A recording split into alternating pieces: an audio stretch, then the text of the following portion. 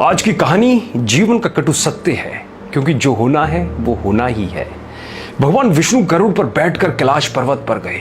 द्वार पर गरुड़ को छोड़कर खुद शिवजी से मिलने अंदर चले गए। तब कैलाश की अपूर्व प्राकृतिक शोभा को देखकर गरुड़ मंत्र मुग्ध थे कि तभी उनकी नजर एक खूबसूरत छोटी सी चिड़िया पर पड़ी।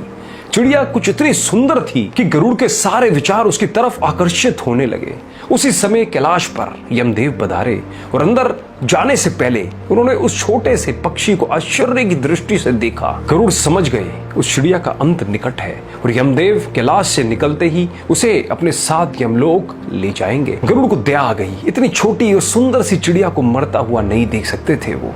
उसे अपने पंजों में दबाया और कैलाश से हजारों कोस दूर एक जंगल में एक चट्टान के ऊपर छोड़ दिया और खुद वापस कैलाश पर आ गए। आखिर जब यम बाहर आए तो गरुड़ ने पूछ ही लिया कि उन्होंने उस चिड़िया को इतनी आश्चर्य भरी नजरों से क्यों देखा था। यमदेव बोले, गरुड़, जब मैंने उस चिड़िया को देखा तो मुझे ज्ञात हुआ कि वो चिड़िया कुछ ही पल बाद यहाँ से हजारों कोस दूर एक नाग द्वारा खा ली जाएगी।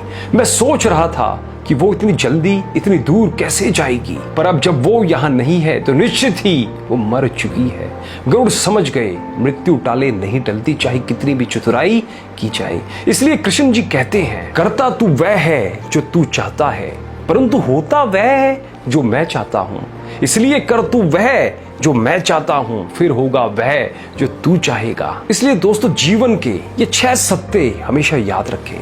पहला, कोई फर्क नहीं पड़ता कि आप कितने खूबसूरत हैं, क्योंकि लंगूर और गोरिल्ला भी अपनी और लोगों का ध्यान आकर्षित कर ही लेते हैं। दूसरा, कोई फर्क नहीं पड़ता आपका शरीर कितना विशाल और मजबूत है, क्योंकि शमशान तक आप अपने आप को नहीं ले जा सकते। तीसरा, आप कितने भी लंबे क्यों ना हो, मगर आने वाले कल को आप देख नहीं सकते। चौथा, कोई फर्क नहीं पड़ता आपकी त्वचा कितनी गोरी और चमकदार है, क्योंकि अंधेरे में रोशनी की जरूरत पड़ती ही है। पांचवा, कोई फर्क नहीं पड़ता कि आप नहीं हंसेंगे तो सभ्य कहलाएंगे, क्योंकि आप पर हंसने के लिए दुनिया खड़ी है। छठा, कोई फर्क नहीं पड़ता कि आप कितने अमीर हैं और दर्जनों गाड़ियां आपके पास है, क्योंकि घर के बाथरूम तक आपको चल के ही जाना पड़ेगा। इसलिए संभल कर चलिए, जिंदगी का सफर छोटा है, हंसते हंसते काटिए, आनंद आएगा। और अंत में ये बात हमेशा याद रखिएगा कि क्या जो होना है वो होके ही रहेगा। एक माचिस की तिल्ली, एक घी का लोटा,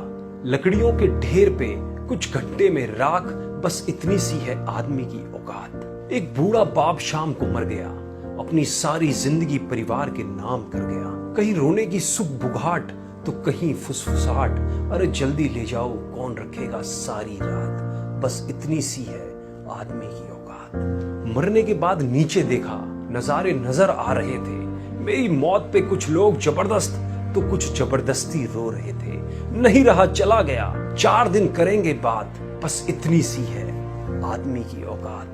बेटा अच्छी तस्वीर बनवाएगा, सामने अगरबत्ती जलाएगा, खुशबूदार फूलों की माला होगी, अखबार में अश्रुपूरित श्रद्धांजलि होगी, बाद में उस तस्वीर पे जाले भी कौन करेगा साफ, बस इतनी सी है आदमी की औकात। जिंदगी भर मेरा मेरा मेरा किया, अपने लिए कम अपनों के लिए ज्यादा जिया, कोई ना देगा साथ, जाएगा खाली हाथ, क्या तिनका ले जाने की भी है हमारी औकात। इस कहानी ने आपके दिल को छुआ हो तो इस कहानी को ज्यादा से ज्यादा औरों के साथ भी शेयर जरूर कीजिएगा, जिनसे उन्हें भी पता चल सके कि जो होना है वो होके ही रहेगा। धन्यवाद।